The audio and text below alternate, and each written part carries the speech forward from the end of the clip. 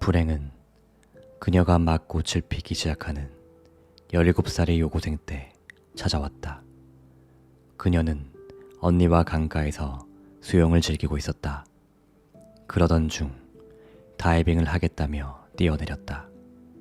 불행히도 바위에 머리를 부딪혀 졸지에 사지마비 환자가 됐다.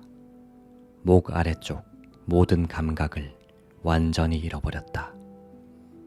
평생 팔다리도 전혀 움직일 수 없게 됐다. 대학에 들어가려던 꿈은 산산조각 나버리고 모든 걸 남의 손에 매달려 살아가야 했다. 침대에서 일어나고 세수를 하고 머리를 빗고 밥을 먹고 이를 닦는 것, 이 모든 사소한 일상의 것들을 말이다. 이렇게 살 바에야 뭐하러 산단 말인가. 차라리 죽는 게 100번 낫지.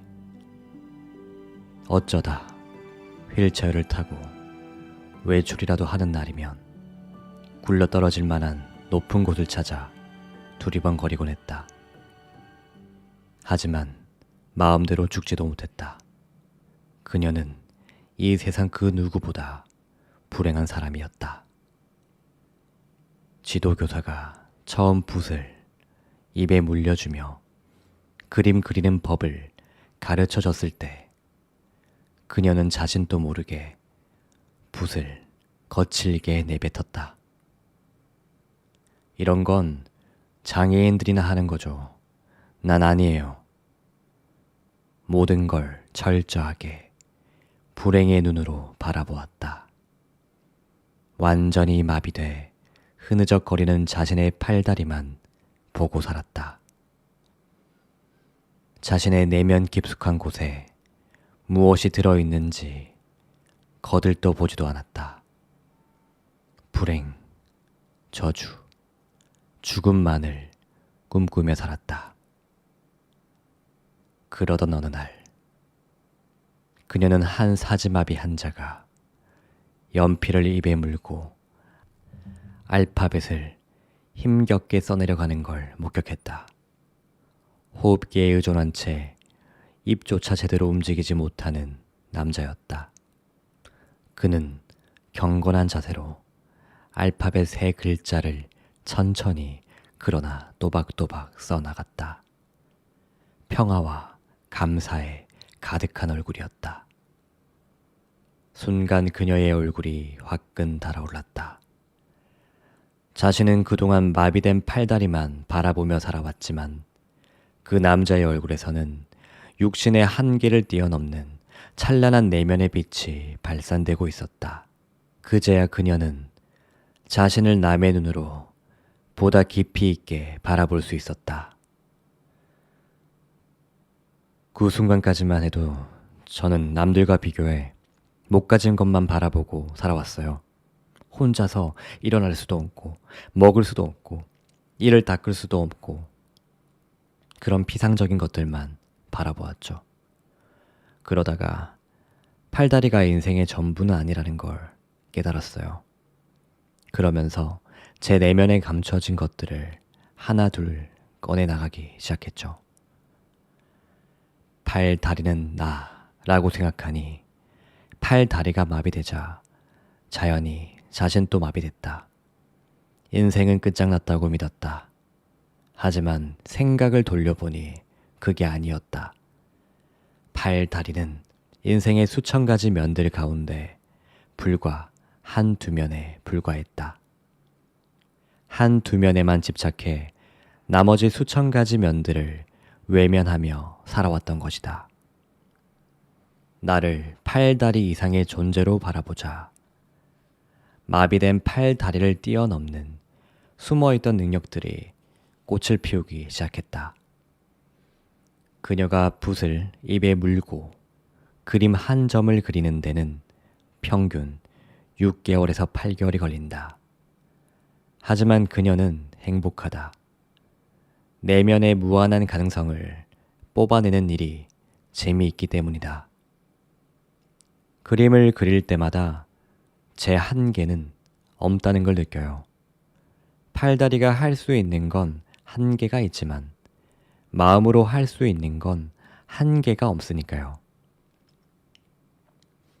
내가 맡고 있는 지구촌 리포트에서 소개된 조니 타다라는 미국 여성의 이야기다. 마비된 팔다리의 철장 속에 갇혀 죽음만 생각했던 그녀가 지금은 베스트셀러 작가이자 세계적인 구조가가 전 세계에 사랑과 희망을 전파하는 자선사업가로 마음껏 날아오르고 있다. 한국도 방문해 희망의 메시지를 전한 바 있다. 이처럼 육신의 위기에 빠져 몸부림치다가 육신을 뛰어넘는 육신 밖의 또 다른 나를 발견한 예는 수없이 많다. 몸 밖의 나는 누구인가? 팔, 다리가 진정한 나가 아니라면 그럼 진정한 나는 두뇌 속에 들어있을까? 내 세포를 최대한 학대해보자. 초고성능 전자현미경은 상을 수백만 배까지 확대할 수 있다. 뇌세포의 섬유질을 확대해 살펴보면 분자가 보인다. 분자를 확대해보면 허공뿐이다. 분자를 구성하는 원자도 그렇다. 원자의 지름이 10m가 되도록 원자를 1만 배 크기로 확대해보면 폭 1mm에 불과한 핵이 가운데에 보인다. 원자를 미식축구장만하게 더 부풀려 놓으면 나머지는 온통 비어있고 0.01%도 안 되는 쌀알만한 핵이 보인다. 그나마 핵도 더 확대해보면 텅 빈 공간이 나온다. 핵을 둘러싼 원자 궤도에서 돌고 있는 전자들도 확대할 수 없을 때까지 확대해보면 역시 빈 공간이다. 전자고 원자고 모두가 파동일 뿐이다. 모든 세포가 마찬가지다. 쪼개보면 빈 공간이다. 두뇌고 몸뚱이고 텅텅 비어있다. 그래서 아인슈타인은 일찌감치 우리는 시각적 착각 속에 살고 있다고 했다. 스탠퍼드 대학의 양자 물리학자인 틸러 박사는 인간의 99.9999%는 빈 공간이라고 말한다. 말 그대로 색즉시공이다. 양자 물리학자인 울프 박사도 영혼의 0.0001%만 육신 속에 들어있고 나머지는 99.9999%는 육신 밖의 우주에 퍼져 있다고 말했다. 쉽게 말해 우주가 곧 영혼이며 육신 속에는 육신의 부피에 해당하는 만큼의 영혼만 들어있다는 뜻이다. 믿기지 않는가? 우리가 타고난 천재라고 생각하는 아인슈타인도 자신의 실체를 깨닫기 전까지는 인생의 낙오자였다. 어린 시절엔 바보로 낙인 찍혔다. 만으로 4살이 될 때까지도 말도 못했고 7살이 돼서야 겨우 글을 깨우쳤다. 9살이 돼서도 말이 어눌하고 너무 느렸다. 같은 문장을 여러 번 되풀이하는 말 더듬 증세까지 있었다. 초등학교에 들어가서도 다른 아이들을 따라가지 못했다. 참다 못한 교장이 부모를 불러 선언했다. 이 아이는 아무리 가르쳐도 소용없습니다. 차라리 노동일을 지키는 게 나아요. 그는 취리히의 폴리테크닉 공과대학을 졸업한 뒤에도 취직을 못해 백수 생활을 해야 했다. 생활비가 바닥나 자신의 전공과는 동떨어진 보험회사에 간신히 취직했으나 거기서도 곧 해고당했다. 어린 시절 아들이 전응아가 아닌가 걱정했던 아버지도 내 아들은 인생의 낙오자라고 한탄하며 돌연 세상을 떠났다. 당시 아인슈타인이 친구에게 보냈던 편지에는 그가 자살 충동까지 느꼈다고 적혀 있다. 나는 지금 백수 건달로 가족들에게 부담만 되고 있어. 이렇게 사느니 차라리 죽는 게 낫겠어. 그를 절망의 벼랑 끝에서 구해준 건 또 다른 대학 친구였다. 친구가 그를 스위스 특허청 하급 직원으로 추천해준 거였다. 그게 돌파구였다. 그는 거기서 특허 관련 업무를 일찌감치에 지운 뒤 어린 시절부터 꿈꿔오던 자신만의 시간을 갖게 됐다. 그러면서 빛과 우주에 대한 상상에 빠져들었고 빛을 연구하면서 자연히 영혼의 실체도 알게 됐다. 그러면서 사고의 폭도 폭발적으로 넓어지기 시작했다. 아인슈타인은 늘 자신을 영혼의 거울에 비춰가며 살았다. 그래서 잡념이 없었고 오로지 과학에만 몰입할 수 있었다. 그는 이런 말을 한 적이 있다. 화는 바보들의 가슴속에나 존재한다. 화를 못 다스리는 사람들을 비우는 말이 아니었다. 화는 거울처럼 비춰주기만 하면 사라지는 건데 거기에 파묻혀버리는 행위가 바보스럽다는 얘기였다. 그는 자신을 우주 거울에 완전히 열어놓고 우주와 하나가 됐다. 그래서 죽음을 두려워하지 않았다. 그는 76세가 되던 해인 1955년 어느 날 갑자기 쓰러졌다. 복부 동맥류가 터져 심한 출혈이 일어난 것이었다.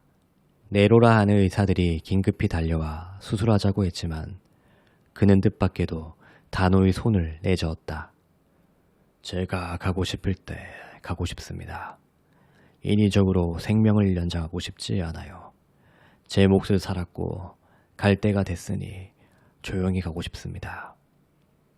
수술만 하면 더 살 수 있었는데도 거부한 것이었다.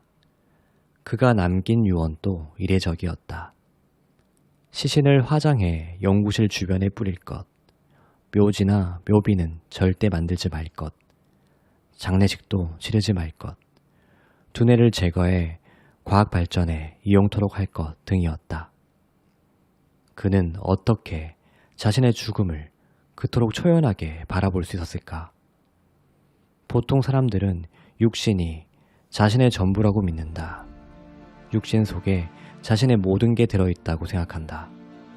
그래서 죽음은 나의 영원한 끝장이라고 여긴다. 자신의 모든 걸 걸었던 인생이 끝장나게 되니 한이 맺혀 도저히 눈을 감을 수가 없다. 어쩔 수 없이 눈을 감으면서도 후손들이 장례식을 성대히 치러주고 묘지도 근사하게 세워놓기를 기대한다. 하지만 아인슈타인에게 육신은 영혼이 잠시 발을 걸치고 사는 껍데기일 뿐이었다. 그는 대지로부터 잠시 껍데기를 빌려 쓰다가 되돌려줄 뿐이라고 생각했다. 영혼은 늘 존재했고 앞으로도 영원히 존재할 것이었다. 그렇게 바라보니 생명을 인위적으로 연장할 필요도 없었고 장례식도 묘지도 묘비도 다 부질없고 헛될 뿐이었다. 한 설문조사 결과 80세 이상 노인들의 90% 이상이 자신의 인생을 후회한다고 대답했다. 그리고 뭘 가장 후회하느냐는 물음에 내가 꼭 하고 싶었던 걸 못했어요 라고 응답했다.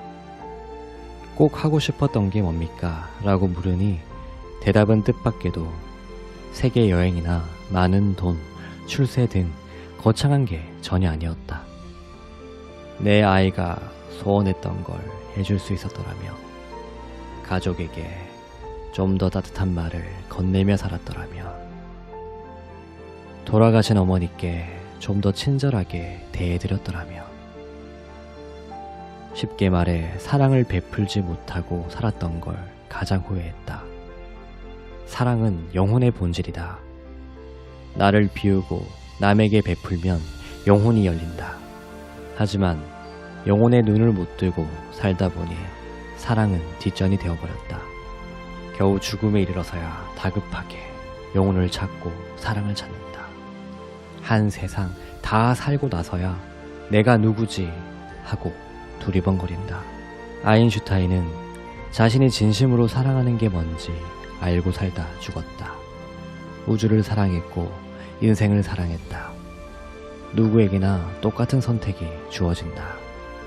아인슈타인처럼 내가 누군지 분명히 알고 살다 죽을지, 아니면 누군지도 모른 채 허둥지둥 바삐 살다 후회 속에 죽을 것인지. 모든 것은 선택이다.